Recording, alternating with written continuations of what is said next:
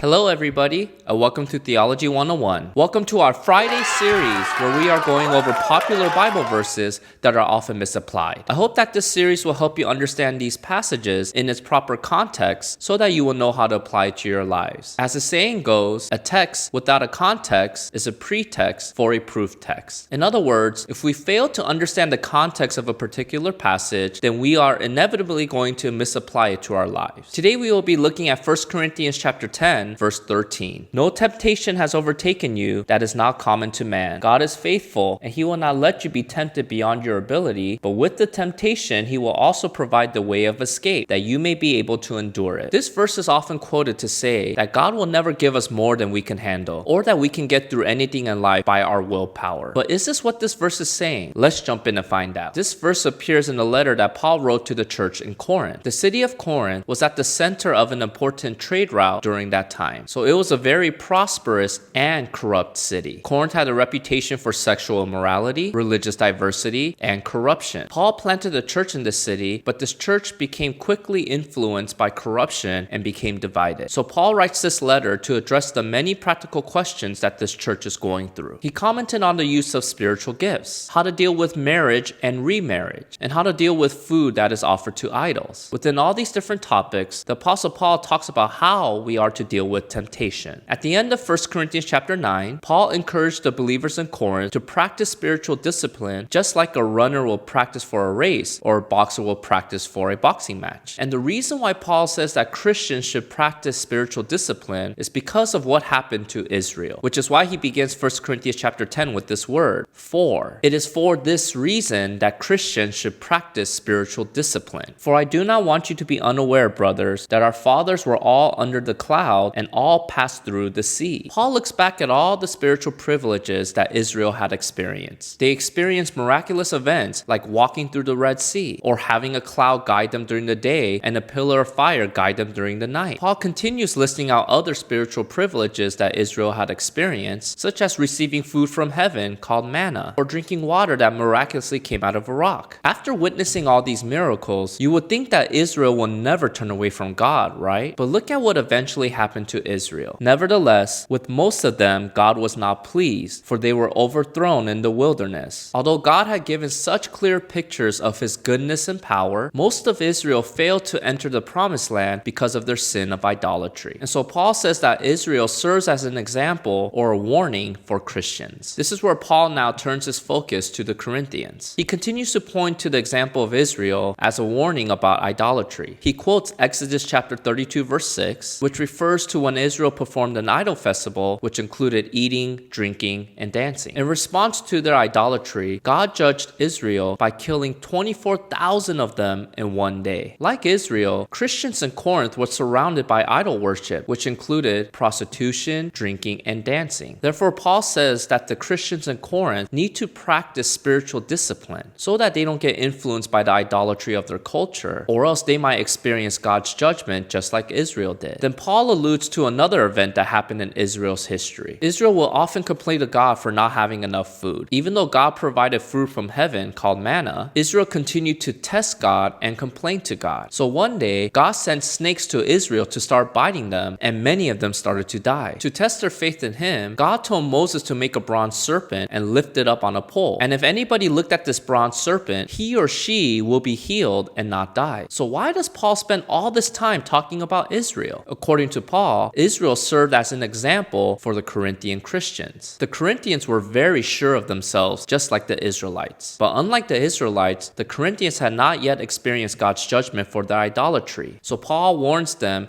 that any person that stands now should be careful unless they fall into idolatry, just like Israel. And it is within this backdrop where we come to our verse. No temptation has overtaken you that is not common to man. God is faithful, and he will not let you be tempted beyond your ability, but with the temptation, he will also provide the way of escape that you may be able to endure it. What is the temptation that Paul is referring to? It is what Israel is an example of, the temptation to fall into idolatry. Why would the Corinthians be tempted in this way? Because rejecting idolatry will come at a cost for them. If they refused to eat food that was offered to idols, they could lose their community. I'm sure they try to rationalize dabbling into idolatry because completely separating from idolatry meant also separating from one's community at that time. But But Paul assures them that any tempting or testing that comes from idolatry is common. Christians throughout history have always had to pay the price for rejecting idolatry. Remember how Daniel was thrown into a lion's den and his 3 friends were thrown into a furnace because they refused to bow down to idols? Not only is the temptation of idolatry common, but also God will always protect his people through it. Now, how will God protect the Corinthians? Paul says that alongside every temptation, that God also provides a way of escape. The phrase way of escape refers to an underground tunnel that people used to escape from their homes while it was being attacked. Paul is not saying that God will only give you what you can handle, but he is saying that God will always provide a way out of every temptation. However, it is up to us to take the way that God has provided instead of trying to fight every temptation with our own willpower. Also, this verse does not mean that God will never allow us to suffer, because notice what the Apostle Paul says to the very same church in another letter. For we were so utterly burdened beyond our strength that we despaired of life itself. Indeed, we felt that we had received the sentence of death, but that was to make us rely not on ourselves, but on God who raises the dead. He delivered us from such a deadly peril, and he will deliver us. On him, we have set our hope that he will deliver us again. So does this verse mean that God will never give us more than we can handle? Not quite. In fact, this verse assumes that God will give us more than we can handle. If we could handle every temptation, then we wouldn't need God to create a way out for us, right? God allows us to be in situations beyond what we can handle so that we will turn to him and find our hope in him. If you want to study more about this passage and look at other recommended resources, I'll leave links below in the description box. If you missed our last video that talked about whether money is evil, I'll leave a link for you here to watch. Until next time,